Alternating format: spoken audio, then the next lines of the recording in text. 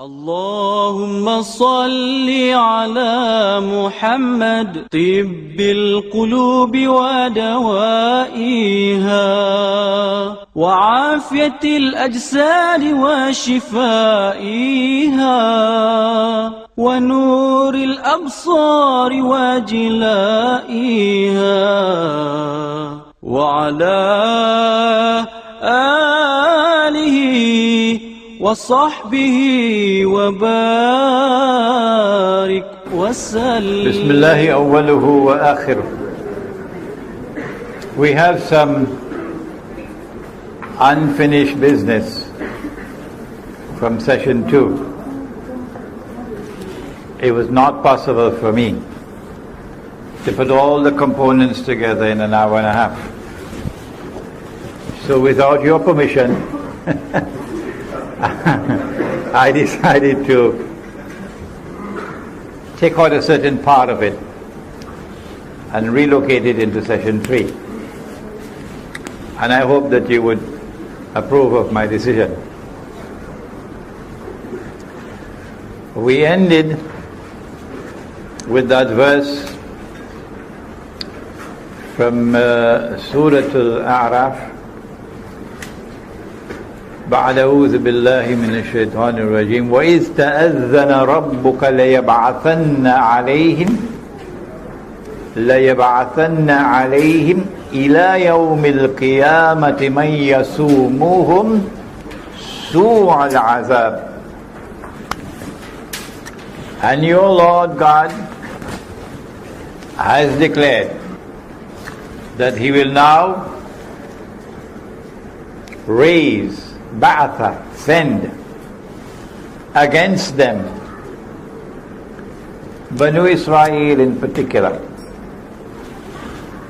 those who will inflict upon them until the last day the worst possible punishment.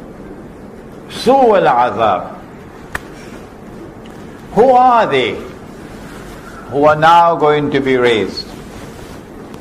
And when we have understood who are those who are going to be raised, we will understand the reality of the world today. We'll be able to anticipate events that are going to come tomorrow, and we'll then be able to deal with guidance and strategy. The Prophet ﷺ came upon companions of his who were sitting talking amongst themselves. And he asked, what are you talking about? And they said, we are talking about the signs of Akhiru Zaman, the Sa'ah. And then he replied in an answer which is located in Sahih Muslim, that the last hour will not come until, and he mentioned 10 signs. And if I had you as my class, then I could say no dinner for you until you memorize all 10. So you got in the way.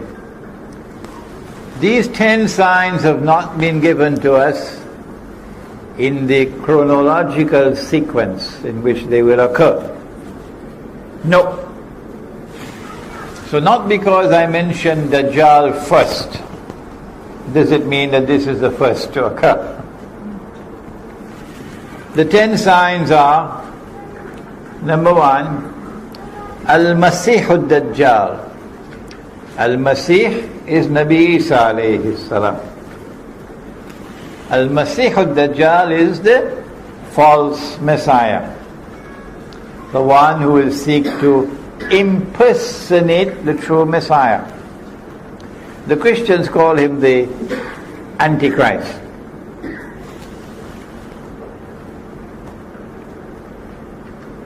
Number 2, Gog and Magog, or Yaajuj and Ma'juj. Number 3, which is the sign of all signs, the mother of all signs. Number 3, the return of the son of Mary. Number 4, dukhan, or smoke. Number 5, dabbatul ard, beast or a creature of the ard. Ard means the material universe. Ard means the earth. Ard means the land. Al-Ardul Muqaddasa, the Holy Land. So Dabbatul Ard could be a beast or a creature of the material universe, a beast or a creature of the earth, a beast or a creature confined to the Holy Land, located or tied with the Holy Land. You make your choice. But when the Quran speaks about the beast, it says, and again we have another problem here with punctuation.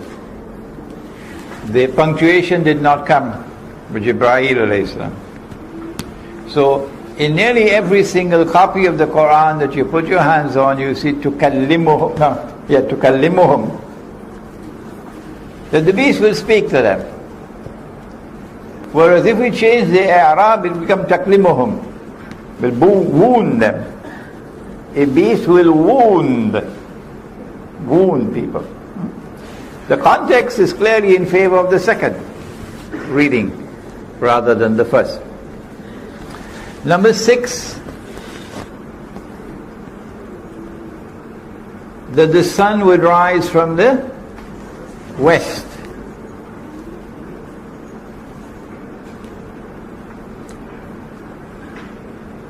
In the Quran,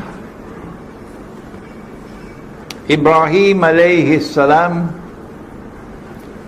is having a confrontation with a ruler.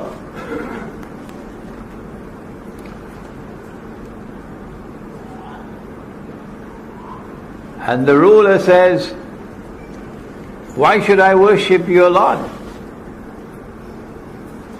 And Ibrahim alayhi salam says, "My Lord gives life and takes life."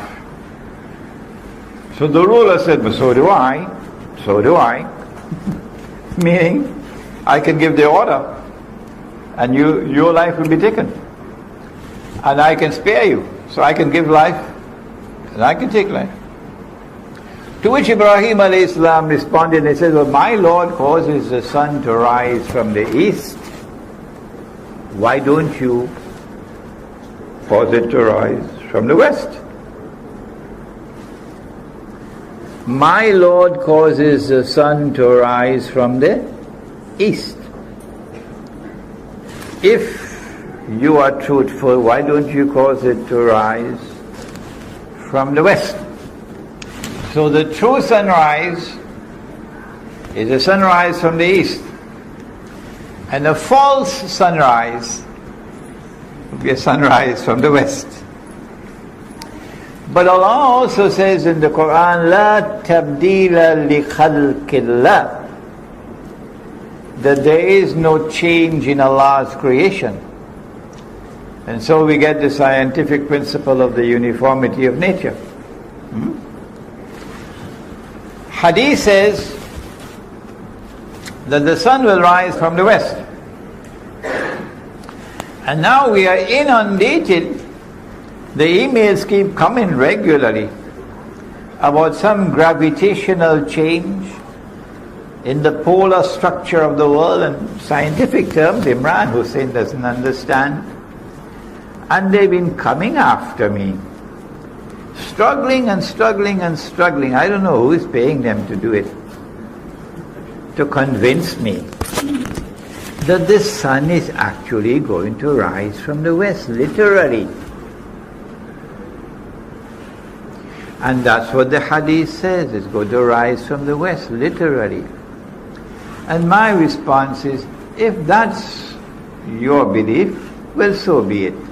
I'm afraid I don't agree with you. Would you kindly allow me to hold on to the Quran? The Quran tells me, and my eyes also tell me, that the sun rises from the east. And the Quran tells me that Allah's creation does not change. No. Except that there will come a day when this entire material universe is going to be subjected to something called tabdeel. And it will be transformed into something which will be غَيْرَ الْأَرْضِ وَالسَّمَوَاتِ. So I'm not talking about that event, when the earth is going to pitch out of its bosom all of its burdens, and the earth is going to speak on that day. We're talking about previous to that event. The sun is going to rise from the east in accordance with the Quran, not from the west. And so I understand it to be symbolic language, not to be literally understood. But you don't have to accept my view. No. However, it'll be so nice of you if you respect me. Respect me to allow me to hold the view I want to hold, and don't push it down my throat. I don't do that to you, do I? So you don't do it to me. So number 6, that the sun would rise from the west. And I understand that to be that the world is going to experience what is in fact a false sunrise. A new world order coming into being, which will be exactly opposite the one that Allah created. Exactly opposite in everything to what Allah has ordained. And I say that world has already come into being. Yes. It's modern Western civilization, which today has taken control of the world. But you don't have to accept my view, and let's not argue over it. Number 7, 8, and 9. 3 khusuf, plural of khas. 3 earthquakes. But these are not just earthquakes. These are movements of the earth which will cause a sinking of the earth. And the earth will swallow what it swallows. One in the east, one in the west, and the third one in Arabia. And number 10, that a fire will come out of Yemen. We have anyone from Yemen? No one from Yemen? Okay. A fire will come out of Yemen and will drive people to their place of assembly, of hashar, for judgment. These are the 10 known as the major signs. And in these 10 major signs you find major actors of Akhiru Zaman and major events of Akhiru Zaman. We want to focus now for a while on Gog and Magog. Why? وَحَرَامٌ عَلَى قَرْيَةٍ أَهْلَكْنَاهَا أَنَّهُمْ لَا يَرْجِعُونَ حَتَّى إِذَا فُتِحَتْ يَأْجُوجُ وَمَأْجُوجُ وَهُمْ مِنْ كُلِّ حَدَبٍ يَنْسِلُونَ Surah Come on somebody, help me. Anbiya, Suratul Anbiya, Surah number 21. Allah speaks of a town which He has destroyed. The people of the town have been exiled, sent out, and He's placed a ban on them. They could never return to reclaim that town as their own. Until Gog and Magog have been released, Futihat, open. And they spread out in all directions, or they come down from every height. Using our methodology, and this is the book in which I have done it, the Islamic view of Gog and Magog in the modern world, and my wife has just informed me that we're running out of some copies, but never mind, give your name, and we'll try to get the books to you, inshallah, if we run out of copies.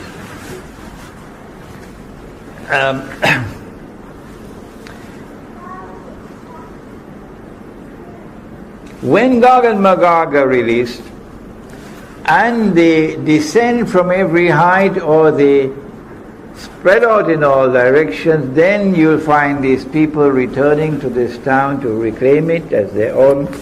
And using our methodology, we came to the conclusion that the town is Jerusalem.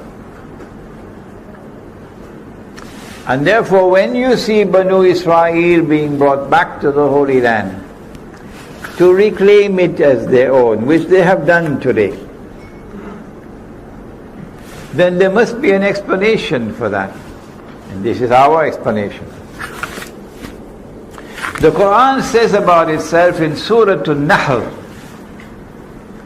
Surah number 16, it says, بَعْدَ أَعُوذُ بِاللَّهِ مِنَ الشَّيْطَانِ الرَّجِيمِ وَنَزَّلْنَا عَلَيْكَ الْكِتَابَ تِبْيَانًا لِكُلِّ شَيْءٍ وَهُدًى وَرَحْمَةً وَبُشْرَى لِلْمُسْلِمِينَ.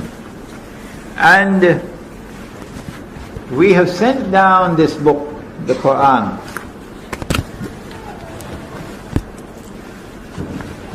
with an explanation in it for all things. تِبْيَانًا لِكُلِّ شَيْءٍ.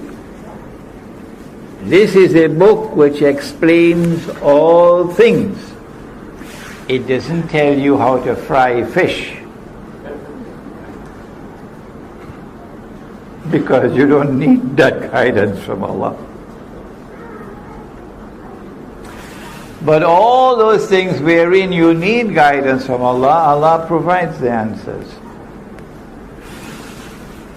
Banu Israel were driven out of the Holy Land 2,000 years ago or more. And for 2,000 years they lived in exile. Today, after 2,000 years, they have returned to the Holy Land and reclaimed it as their own. And today I ask, as I have asked again and again the scholars of Islam, I even mention, I don't normally call people by their names, but I even mention the name of Dr. Yusuf Qaradawi in a public lecture to send a message. Please, is this happening by accident? Is it by accident that they have returned to the Holy Land after 2,000 years to reclaim the Holy Land as their own? Is it by accident that they have restored a state of Israel in the Holy Land? Are these things happening by accident? Or is there an explanation? And if there is an explanation, tell us what it is. But they won't answer me. They won't answer me. The scholars of Islam will not answer me. No. I say there is an explanation. And the explanation is in the Quran. The town is Jerusalem. And so when you see Banu Israel being brought back to the Holy Land, it is these two ayat of Surah Al-Anbiya which explain that it is Gog and Magog who have brought them back. And so Gog and Magog control power in the world. This is my explanation that I have found in the Quran. What is yours? No matter what I do, no matter how softly I speak, no matter how loudly I shout, they will not answer me. This is the world of Islamic scholarship today. It's a pity they will not answer me. But time is running out for them. Events are unfolding. And so now we turn to the study of Gog and Magog. And we don't have time today to do an exhaustive study, but we turn to Surah Al-Kahf of the Quran. وَيَسْأَلُونَكَ عَنْ ذِي الْقَرْنَيْنِ قُلْ سَأَتْلُ عَلَيْكُمْ مِنْهُ ذِكْرًا. The rabbis were in Medina, And the Quraysh sent a delegation to find out from them, how can we tell whether this man, Nabi Muhammad ﷺ, is indeed a prophet? The rabbi said, ask him 3 questions, which only a prophet can answer. And Allah subhanahu wa ta'ala is sending the answers to the 3 questions. One of the questions was, ask him about the great traveler.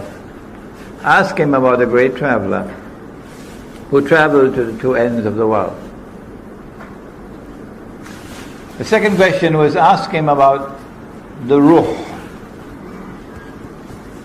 The third question, ask him about the young man of old who had a strange story in a cave.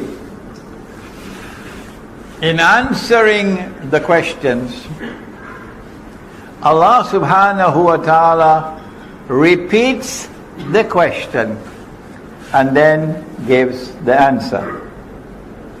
And so you see how it begins.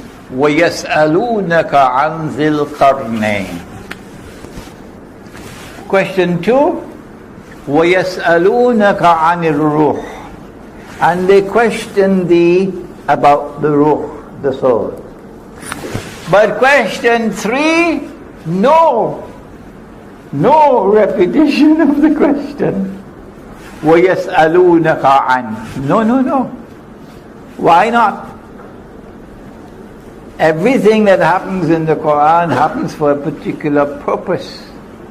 And for those who are observant and who think and ponder, there are lessons to be learned. So with question 1, ask him about the great traveler who traveled to the 2 ends of the earth. And we are told that this traveler is called Zulqarnain, the one who possesses 2 qarns. And qarn can mean a horn, so qarnain will be 2 horns. And qarn could also be an age or an epoch, a time. So qarnain will be 2 ages. So this is a man who is either of 2 horns or impacts upon 2 ages. قُلْ سَأَتْلُ عَلَيْكُم مِّنْهُ ذِكْرًا. I am going to tell you something about him which must be remembered. إِنَّا مَكَّنَّا لَهُ فِي الْأَرْضِ وَآتَيْنَاهُ مِنْ كُلِّ شَيْءٍ سَبَبًا. Behold, we established him on earth securely, with the power and with the means, with the capacity and the knowledge and the right means to achieve anything that he might set out to achieve. And so surely a superpower, not an ordinary power, a superpower. فَأَتْبَعَ سَبَبًا. And so he chose the right means now to do what he wanted to do.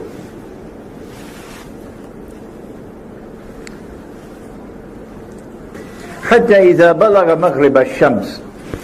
He sets out on a journey to the west. And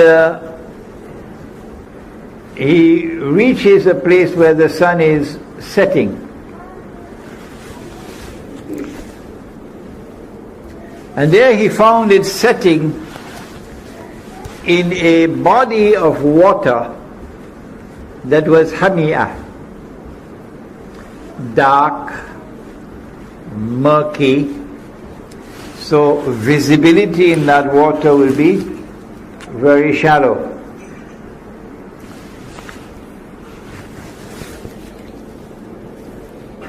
And there he came across a people, and then Allah subhanahu wa ta'ala now wants to teach a lesson. Zulqarnain possesses power to do whatever he wants to do. But Zulqarnain also has faith in Allah. When power rests on the foundations of faith, how will power be used? So Allah subhanahu wa ta'ala says to Zulqarnain, قلنا يا ذا القرنين إما أن تعذب وإما أن تتخذ فيهم حسنا. You have a choice to use your power either to punish or to reward. Treat them nicely. How are you going to use your power? Next verse. Zulkarnain then responds and says, those who are committing acts of wickedness, zulm, oppression, I will use my power to punish them. And when they return to you, you will also punish them. And so the perpetrators of injustice and oppression and wickedness will be punished both here and there. And so there will be an essential harmony between this world here under and that world above. Okay? But those who are righteous in conduct, I'm going to treat them well and reward them and only give them that which is easy for them to fulfill. And so when power rests on the foundations of faith, power will be used to punish the oppressor, and power will be used to support and to help and to reward those who have faith and who are righteous in conduct. That is what the world could have been if we had followed the Quran. That is what the world could be like if you follow the Quran. Is it possible for us to identify that body of water? If we can, we'll be on the way to locating the geographical location of the area in which we're talking about. We're going to do that in a moment, inshallah. Then Zulkarnain set off on the second journey now, and he's going to the rising of the sun. And when he had traveled to the distance that he could travel, the Quran does not tell us how far it was, he came upon a people, لَمْ نَجْعَلْ مِن دُونِهَا سِتْرًا, a people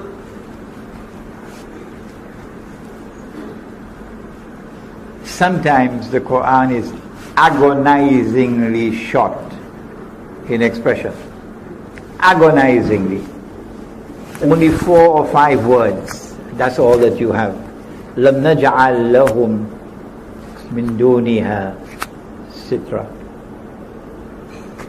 We have not provided for them as a covering other than this covering. Covering from what? Who are they?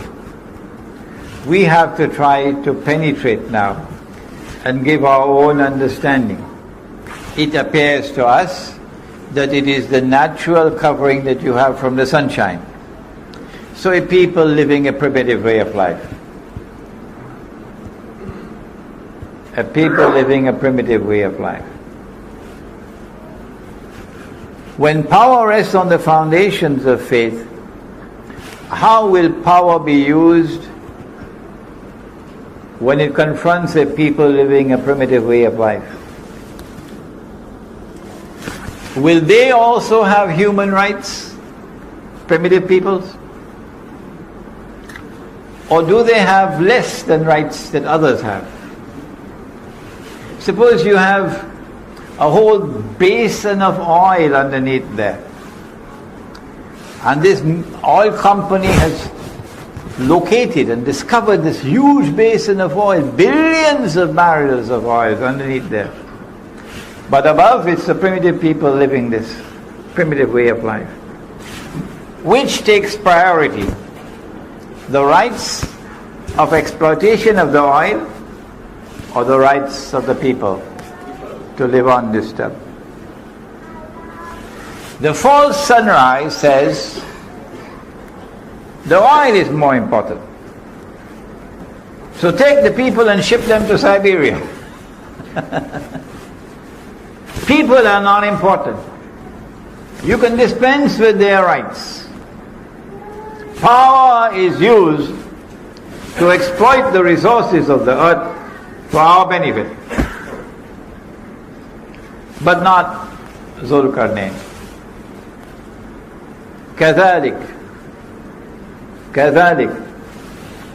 Even it's only one word.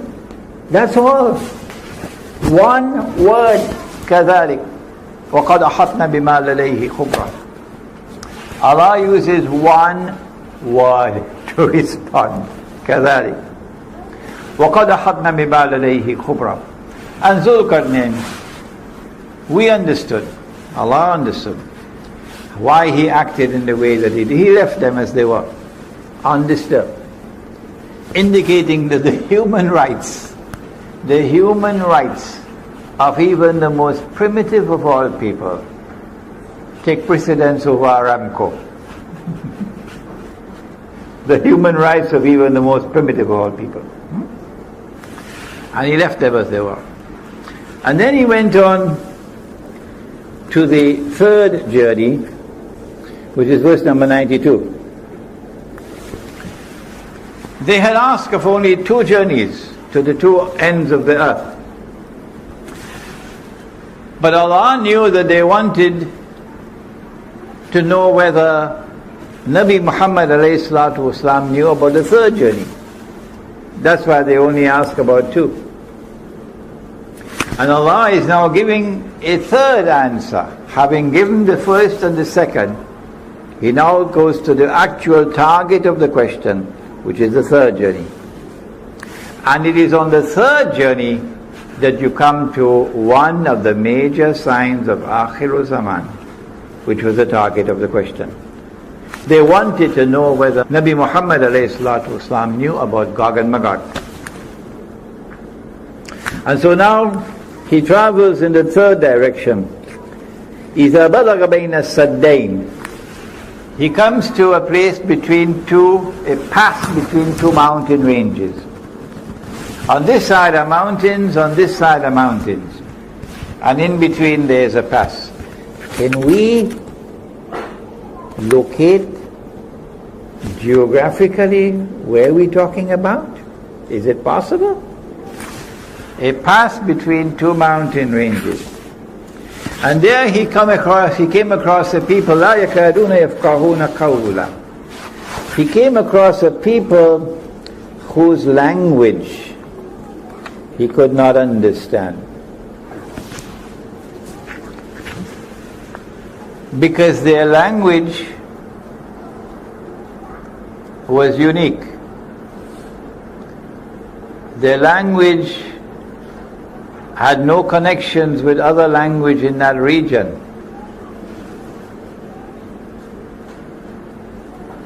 It was a language which was not connected with all the other languages in that region. It was a unique language. We're getting clues along the way, important clues for locating. When they had learned to communicate with each other, then these people spoke to Zulkarnain and said to him,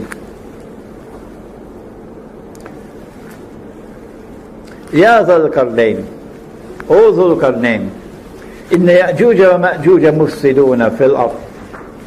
Gog and Magog are committing acts of fasad in our territory.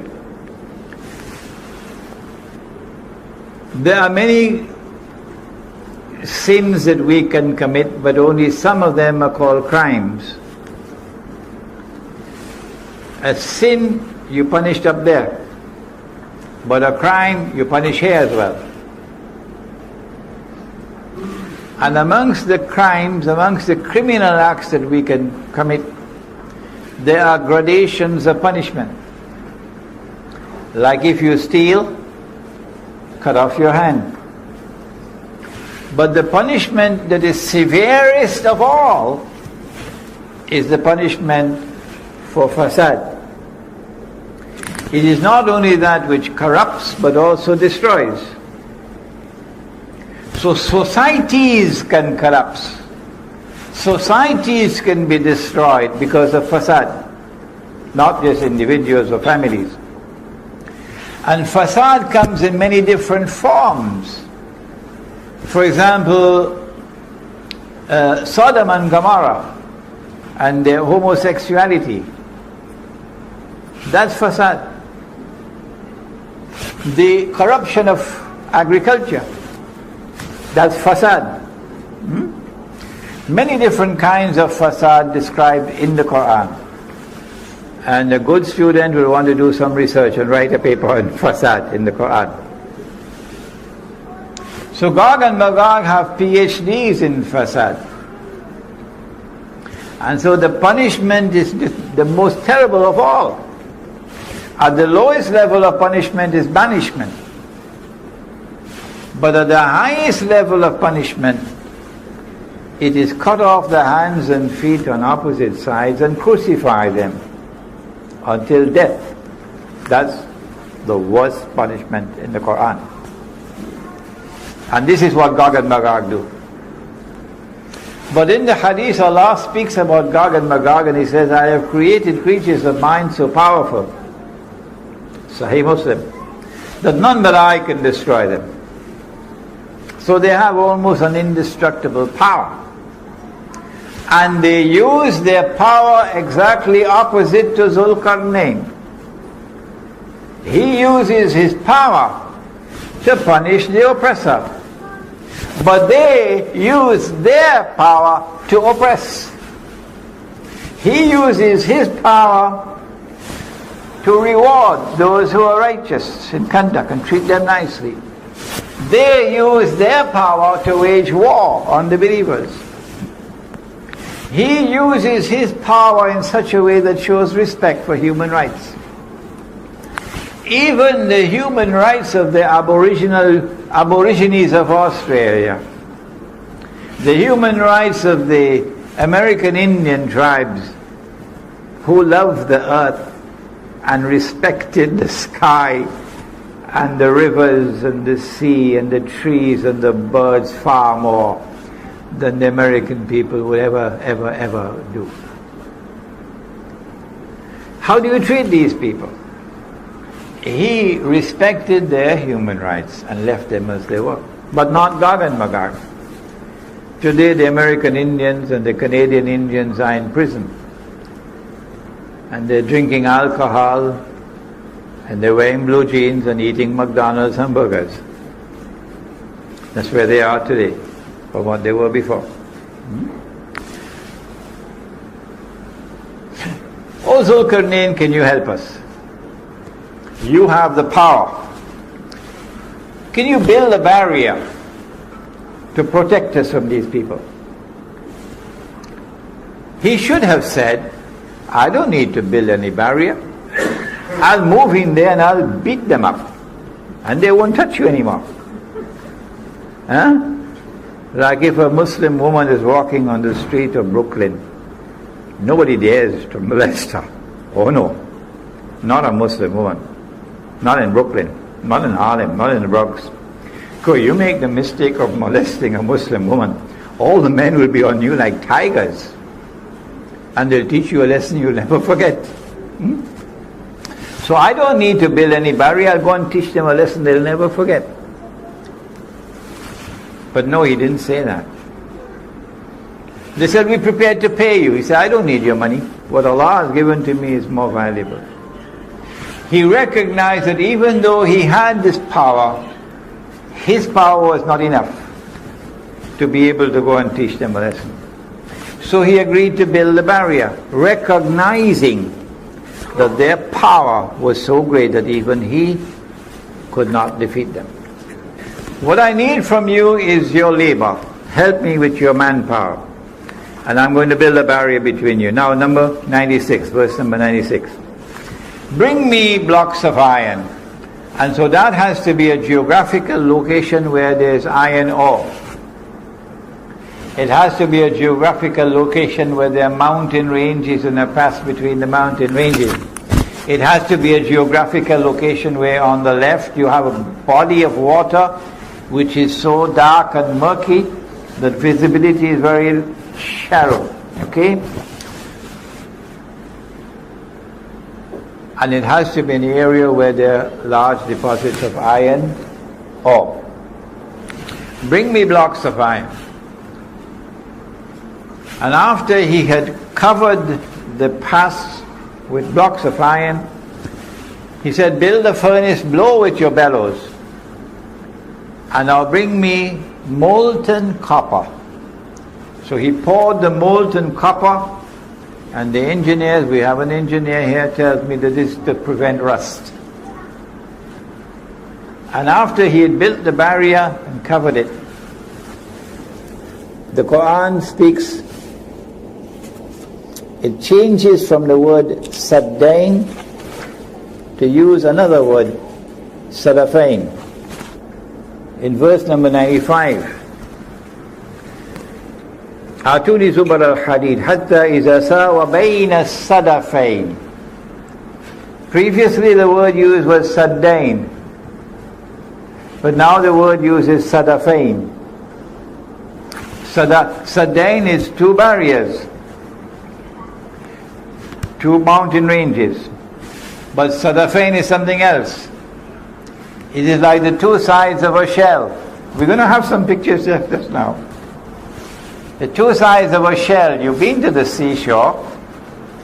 When you open a shell like this, it will join at the bottom, but open at the top. That's the shape of the pass between the mountains. Join at the bottom, open at the top. So when he had blocked off this space, this sadafain, now the molten copper is put on it, and then he says, هذا رحمة من ربي. Gog and Magog could neither scale the barrier nor could they penetrate it, so they are now trapped behind the barrier. And so Zulkarnain now says, هذا رحمة من ربي. This barrier is constructed in consequence of Allah's kindness and grace. فَإِذَا جَاءَ وَعْدُ رَبِّي. But when that time comes of which my Lord has warned, إِذَا فُتِحَتْ, they will not return to reclaim the town as their own until إِذَا فُتِحَتْ, until Gog and Magog are released. When that time comes for Gog and Magog to be released, so that Banu Israel are to be brought back to the Holy Land, جِئْنَا بِكُمْ لَفِيفًا, brought back as a motley crowd. At that time, جَعَلَهُ دَكَّا, Allah is going to bring down this barrier and it become dust. Would Alexander, the Greek general who worshipped Zeus and Mars and Venus was a goddess, instead of Allah, would he speak like this? And yet you have so many people saying Zulkarnain was Alexander, or Zulkarnain was some Zoroastrian who was an emperor of Persia. Zulkarnain has to be someone who worships Allah, the one God. When that time comes of which my Lord has warned, He's going to cause this barrier to collapse, to become ruins. And then at that time, وَتَرَكْنَا بَعْدَهُمْ يَوْمَئِذٍ يَمُوجُ فِي بَعْضٍ. Allah will then cause Gog and Magog, it seems, to surge against each other like waves crashing against each other. Or Allah will cause mankind to enter into an age of universal anarchy, with people surging against each other, clashing with each other all over the earth. وَتَرَكْنَا بَعْدَهُمْ يَوْمَئِذٍ يَمُوجُ فِي بَعْضٍ. And when you see these things happening on the face of the earth, you know the trumpet is coming. وَنُفِخَ فِي الصُّورِ فَجَمَعْنَاهُمْ جَمْعًا. وَعَرَضْنَا جَهَنَّمَ يَوْمَئِذٍ لِلْكَافِرِينَ عَرْضًا. And on that day we shall place hell for all to see. In other words, this world is going to become a living hell before the eyes of those who deny the truth. الذين كانت أعينهم في غطاء عن ذكري وكانوا لا يستطيعون السمع. They are those whose eyes have been veiled against any remembrance of Allah. They could not bear to listen to the voice of truth. And then finally this verse has to be included in the passage. أفحسب الذين كفروا أن يتخذوا عبادي من دوني أولياء إنا أعتدنا جهنم للكافرين نزلا. Do they who reject the truth, do they perchance believe that they would succeed in embracing my true servants who worship me to become their awliya, their friends and their allies, while excluding me? And thus to trap them in the world which will become a living hell. Verily we have readied hell, Jahannam, to welcome all those who deny the truth. This is the passage of the Quran that introduces the subject of Gog and Magog. Now let's turn to the pictures and see whether we can locate. This is the Caucasus Mountains here, the white being the snow. And on the left side there is a body of water which is so dark and so murky with so much algae in it that it has been given a name. And that name has been there with it for many, many, many years. Even the time of Ibn Kathir. It's called the Black Sea. It's called the Black Sea. Why? Because it is so dark. If you go to the Mediterranean Sea and you're on a ship, you could see several meters underneath the water. But if you go to the Black Sea, you'd hardly be able to see more than 1 meter underneath the water. Ibn Kathir recognizes this to be the sea mentioned in the Quran as Hamiyah. On this side of the Black Sea is the Caspian Sea. And in between the Caspian and the Black Sea is this body of land. So we say that Zulkarnain is traveling in that direction to the west, and then in this direction to the east. And incidentally, the Caspian Sea was destined to hold a huge basin of oil. A huge basin of oil underneath the Caspian Sea.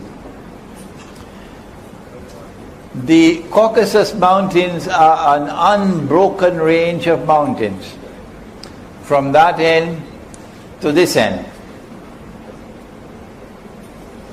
But in between the Caucasus Mountains, there is one pass, only one, in between. It's called the Darya Gorge. Let's see if we have photographs of that. Here we are, the Caspian Sea, you can see it here. The Black Sea out there, that's Turkey. This is Syria, this is Iraq, this is Iran. And further south is the Holy Land. Next.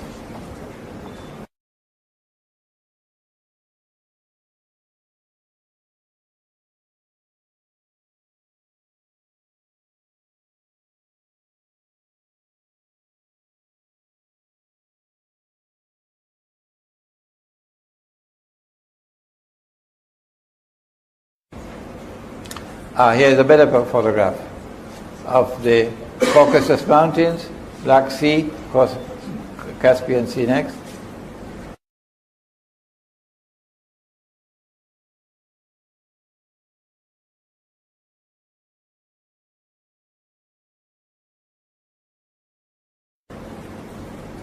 the Black Sea.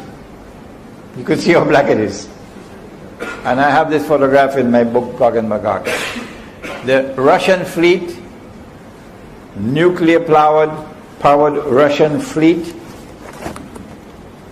is over here.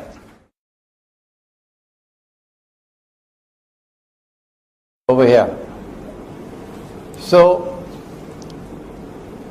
when Gog and Magog are released, says the Hadith, the first of them will pass by the Sea of Galilee. That's where the Sea of Galilee is, north of Jerusalem.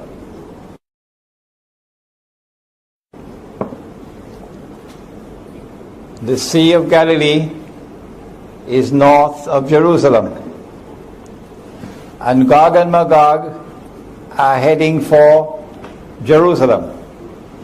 The word Jerusalem does not occur in the Hadith. It's the word Baitul Maqdis. So Gog and Magog are going to come down. The word Baitul Maqdis is actually there in the Hadith. Gog and Magog are going to come down to Baitul Maqdis. And in the process of going to Baitul Maqdis, they're going to pass by the Sea of Galilee. So they're coming from the north. They're coming from here. Alright? So Zulkarnain travels this way and then this way. And in between is the passage. See if you can find that.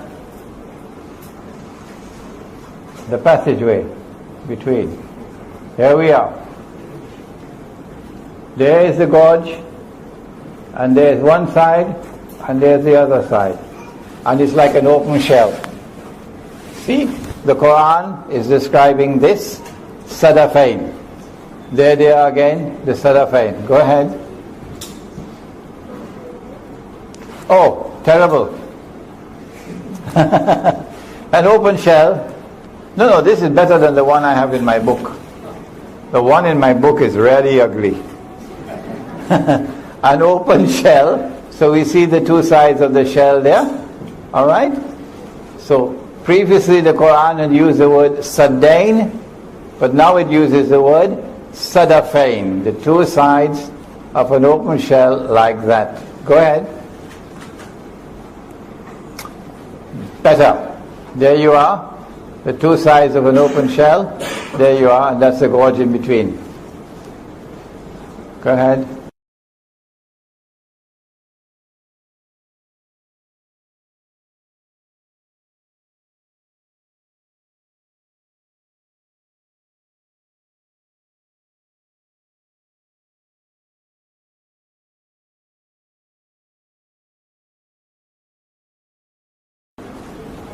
Okay, Black Sea, Caspian Sea. Yeah, go ahead. See, we have some more. One of the major events of Akhirul Zaman is the conquest of Constantinople. And there's Constantinople. Mustafa Kamal insists that the name is Istanbul, and if you use the name Constantinople, you can be arrested. And the Turkish post office will not accept any mail with the name Constantinople, because he wants us to believe, and the Ottoman Islamic Empire wants us to believe, that the conquest of Constantinople prophesied by Nabi Muhammad already occurred in 1453. Wrong. The conquest of Constantinople is still to occur. And the reason why the conquest of Constantinople takes place after the Malhama, and maybe in the fourth session we can deal with Malhama. The conquest of Constantinople is important. Why? Because Eastern Christianity did not form an alliance with the Jews. Western Christianity did. Eastern Christianity is Rome of the Quran. And Nabi Muhammad ﷺ said that we Muslims are going to form an alliance with Rome. That alliance is important because the major force that faces Israel, the major threat to Israel, comes from Russia. The Russian nuclear-powered navy is here. Russia's navy cannot use this area over here in the winter time because it's all snow and ice. So for the Russian navy to get into the Mediterranean, this is the path. And NATO controls Istanbul, Constantinople, on behalf of the Anglo-American Zionist Alliance. And before NATO, it was the Ottoman Empire that controlled this on behalf of Britain and France. And it was the Ottoman Empire which was waging holy war on Eastern Christianity, on behalf of Western Christianity. And so the conquest of Constantinople has to take place so that the Russian fleet can get out of the Black Sea and come here. So we have, I believe, established for you the geographical location of Gog and Magog. A people who are located behind the barrier. Behind the barrier, on that side of the Caucasus, were the Khazar, a tribe of people who converted and became Jews. Must have been on a Sunday morning. And some of them converted from Judaism and became Christians. Must have been on a Sunday evening. So you have Khazar who are Jews, and you have Khazar who are Christians. But they did not become Jews because of religious conviction. They became Jews as a matter of political convenience. So they don't particularly care for Torah and for the laws of diet and so on. So these are people who are Jews as a nation, but not as a religion. Huh? A nation, not a religion. These are the people who today control power in the world. Now I have to make a confession. In this book, I came to the conclusion that Gog and Magog are the two rival powers in the world today. The Russian-led alliance I identified as Magog, and the Anglo-American alliance I recognize as Gog. I think that is now inadequate. Rather, a more accurate analysis would be that Gog and Magog are located within both the superpowers. And Gog and Magog are taking both the superpowers to their destruction. Because when the two superpowers have already been used to serve Israel and to serve the Zionists, they don't need them anymore. And so when the two superpowers are taken on a ride until they clash with each other, with the nuclear war, there will be mutual destruction. They will be destroyed, but not Gog and Magog. That's where I made my mistake. Gog and Magog will not be destroyed by the Malhama. Gog and Magog will still survive the Malhama. And Gog and Magog are now going to use their power to ensure that Israel rules the world. And it is only when Nabi Isa alayhi salam returns, which is long after the Malhama, only then will Gog and Magog be destroyed. So when you read this book, I'm going to have to put in an extra paragraph or so now to give this additional explanation. Now, The Prophet ﷺ also spoke about Dajjal, that Allah had created a being and programmed that being to impersonate the true Messiah. They rejected him, the true Messiah, and they're waiting for the true Messiah to come. And so Allah is going to send into the world someone who will impersonate the true Messiah. And he is Dajjal. He will appear as a human being. He will appear as a Jew, as a young man who will be powerfully built, and I used to say who would have curly hair. Until an Egyptian came, he explained to me, he says, no, Sheikh, the Orthodox Jews have to wear curls at the side here. And that is what the Prophet is speaking about. And you see them in Brooklyn with the curls at the side, okay? So he would be a human being. He would appear rather as a human being. As a young man, powerfully built, a Jew with curls. And he's going to stand up in Jerusalem. I don't say he's going to appear in Jerusalem. He could appear somewhere else, but he will stand up in Jerusalem and declare, I am the Messiah. And all those who had eyes and couldn't see would recognize him as the Messiah. He would have deceived them. His name is Dajjal because he deceives. He has a PhD in deception. In order for him to successfully impersonate the Messiah, he's got to rule the world. He's got to establish his power as the supreme power in the world. When he has done that, he has to rule the world from the Holy Land. Only then he can declare, I am the Messiah. A convenient earthquake will have to take place, which will bring down Masjid al-Aqsa, and they have the power to do convenient earthquakes. And then he has to rebuild the temple. And then he declares, I am the Messiah, and they'll accept him as the Messiah. But he would not be the Messiah, he would be Dajjal. In this book, I have explained, and this is not a hadith, it's a logical deduction.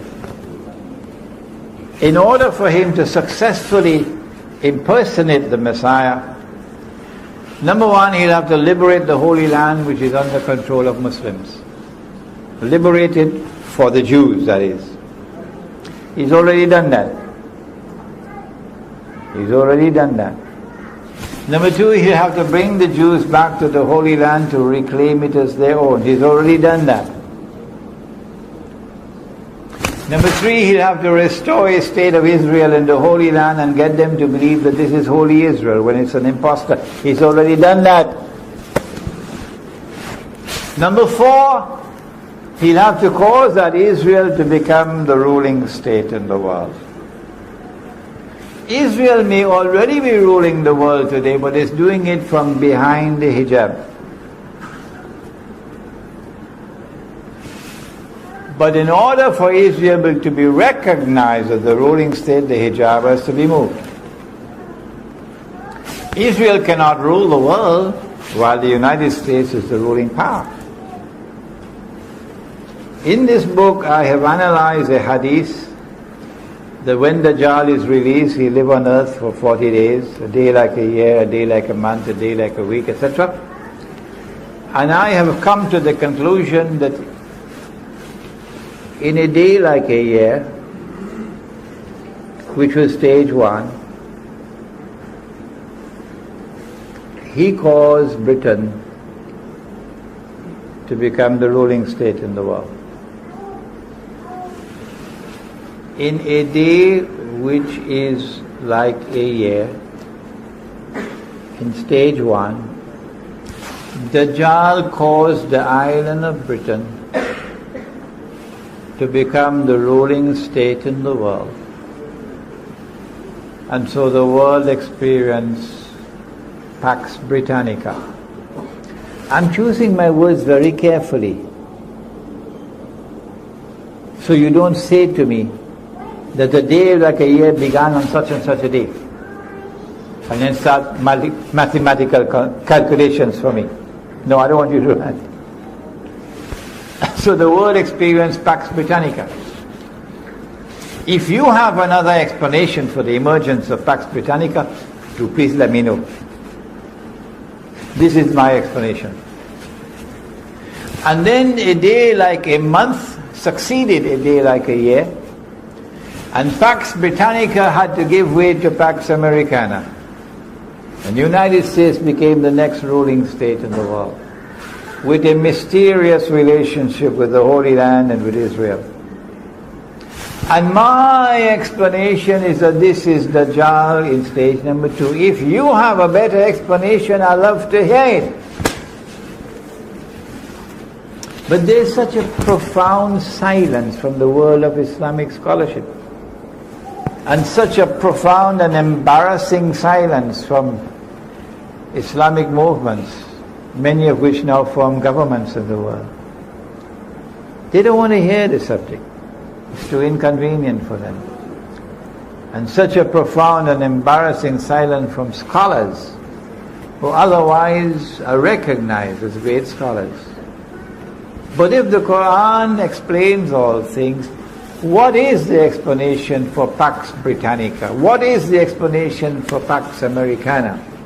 How is it that Imran Hussein, who is not an economist, who is not a monetary economist, no, who studied economics and studied monetary economics as part of his studies in international relations, that doesn't make you an expert. How is it that Imran Hussein 15 years ago or more was able to declare publicly and put it down in writing that the US dollar must collapse? I didn't say that the US dollar will collapse. I said more than that. I said the US dollar must collapse. The monetary system must collapse. And it must give way to another monetary system. 15 years ago I was talking about a new monetary system of cashless money. You can't see it, you can't touch it. Electronic money. Today we are on the doorstep of the collapse of the US dollar. Where did I get the knowledge from? Was it a jinn whispering in my ear? Was it an angel whispering in the other ear? When will they wake up? This is not whisperings in my ear. This is scholarship. This is the application of a methodology to the sustained study of Akhir Zaman. That's where I got it from. And so as you study the subject of Dajjal, you'll understand political history, and you'll understand economic history, and you'll understand how to respond. I'm only introducing the response now. In the next session, we'll speak more about the response. Dajjal is about to move to a day which is like a week. And in that day which is like a week, Israel has to take over from the United States as the next ruling state in the world. And they ask me, how can little Israel rule the world? And I say to them, you dumb. Is there any American politician in the ruling state in the world today who has any kind of a hope to win an election if he stands up against Israel? You dumb. Israel controls the United States of America. And the President of Israel, or the Prime Minister, Ariel Sharon, he said that. We control the United States. He said it publicly. So it's not little Israel. It is the Zionist movement, it's the Anglo-American alliance, which is now a Zionist alliance. It is Gog and Magog. They are the ones who control power in the world, and they are delivering to Israel the status of ruling state in the world. In order for Israel to rule the world, it has to rule over the Arabs. And so you had the first Arab Spring 100 years ago. You've got to study history. This is not the first Arab Spring. The first Arab Spring was 100 years ago. And that first Arab Spring eased out the Ottoman Empire and brought into being client states that were overtly client states. Saudi Arabia, who will now control the heartland of Islam on behalf of the Zionists. It brought into being governments and rulers who now acted on behalf of the Zionists. The second Arab Spring is doing the same thing. The biggest obstacle in the way is Syria. And the most important plum in the whole basket is Syria. Is Syria. And in order for them to rule the world, they got to rule over the Arabs. To rule over the Arabs, you have to decimate the Arabs. You can't have so many Arabs, there are too many Arabs.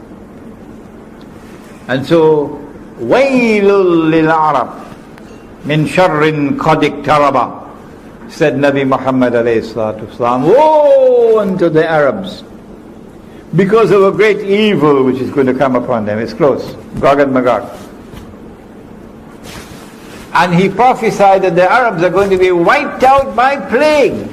So biological warfare.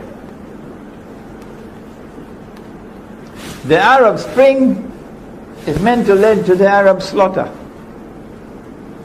So you have a manageable Arab population in the world. And when the attack on the Arabs takes place, the biological one, the only place where you can find safety is in Makkah and Medina.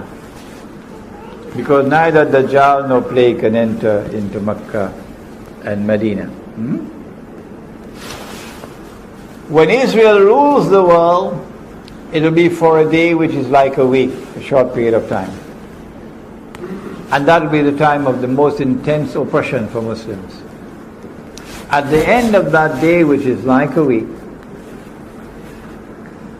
we're going to experience the emergence of Dajjal in person. But before Dajjal can appear in person, two things must occur. Before Dajjal can appear in person, two things must occur. Number one, the Malhama, or the Great War, which will make the First World War and the Second World War look like a fight over peanuts. So great will that war be. And after that, what's the next one? What comes after the Malhama? The conquest of Constantinople.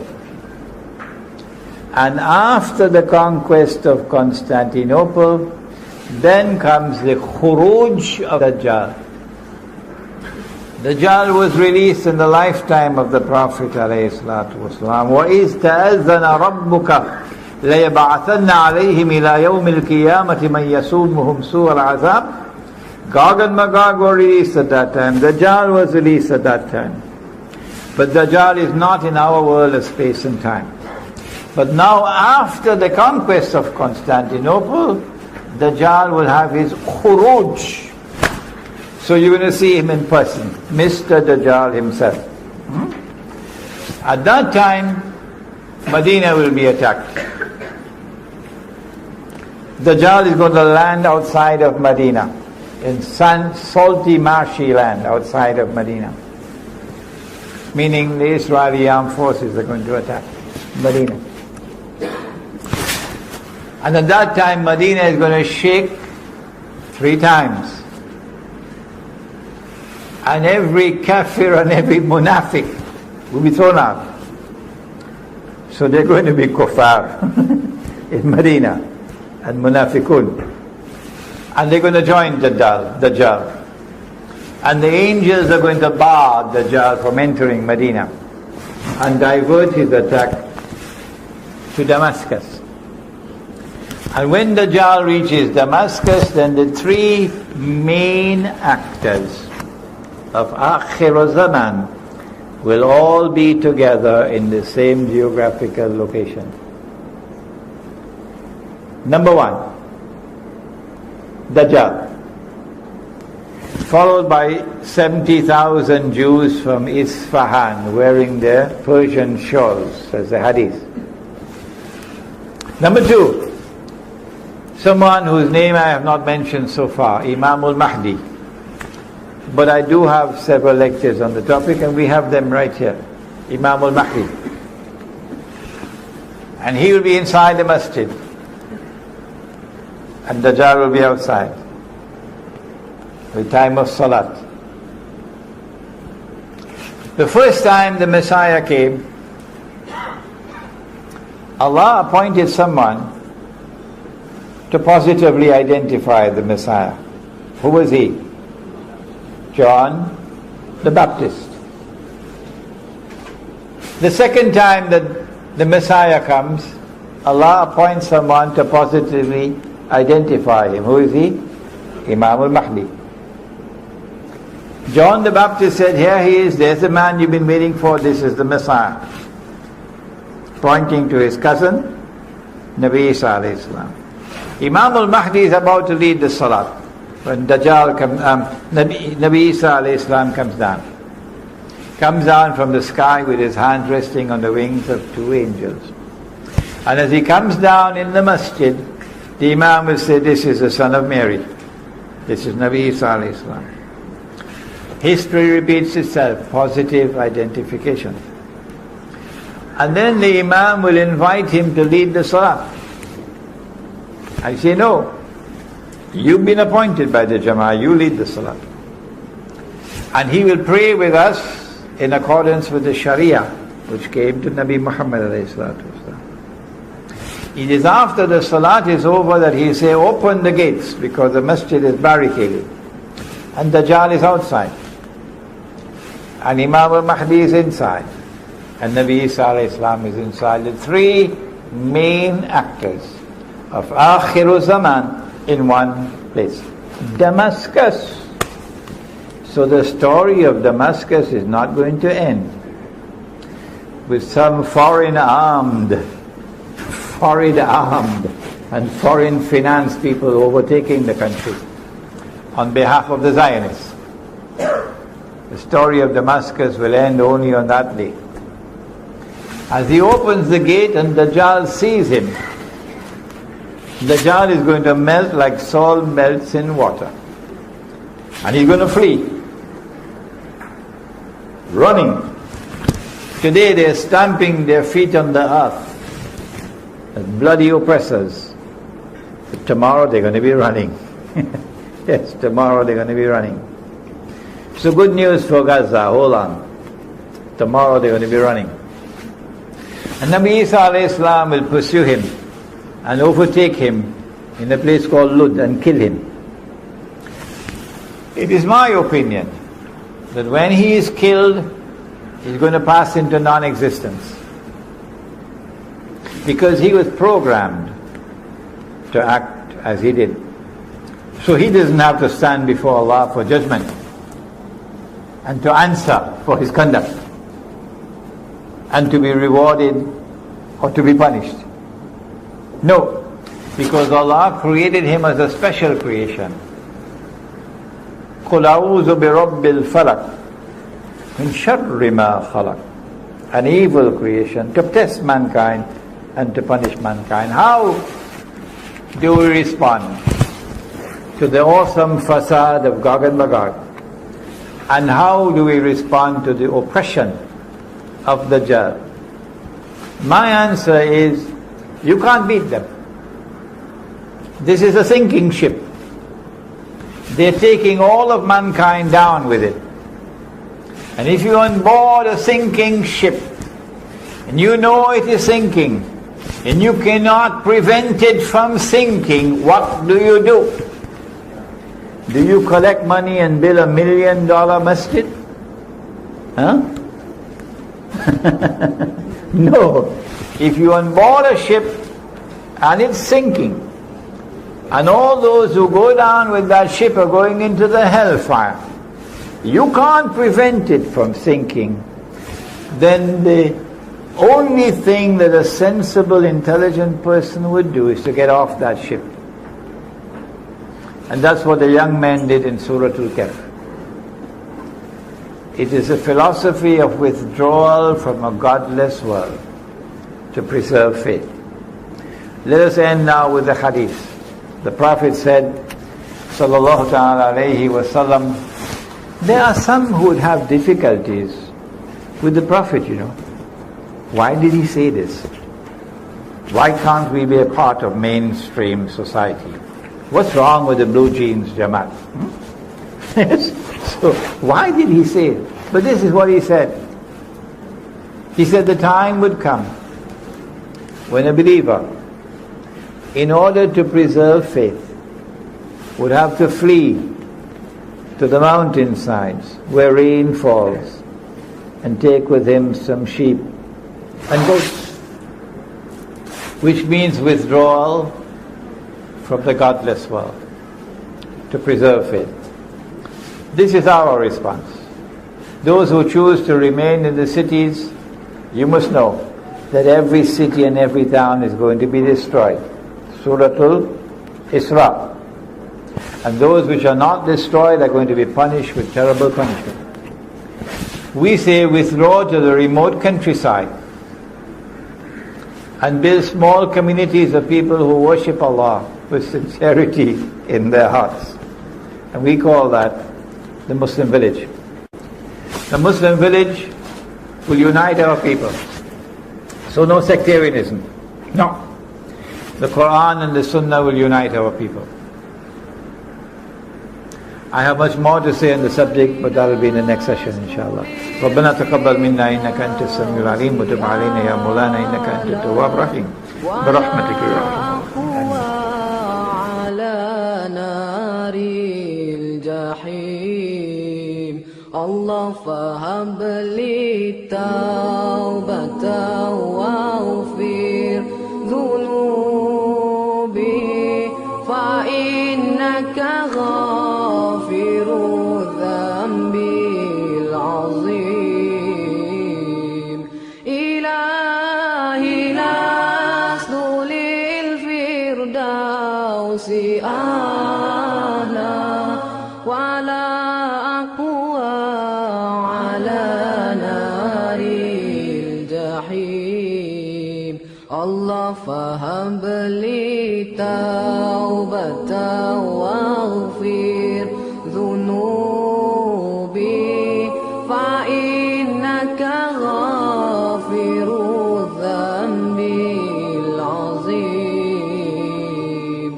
Tuhanku aku tidak layak untuk syurgamu tetapi aku tidak pula sanggup menanggung siksa nerakamu. Dari itu kurniakanlah ampunan kepadaku, ampunkanlah dosaku. Sesungguhnya Engkaulah pengampun dosa-dosa besar. Tuhanku, aku tidak layak untuk syurgamu, tetapi aku tidak pula sanggup menanggung siksa nerakamu. Dari itu kurniakanlah ampunan kepadaku, ampunkanlah dosaku. Sesungguhnya Engkaulah pengampun dosa-dosa besar. Ilahi lastu lil firdausi a'la wala aqwa ala naril jahim. Allah fahab li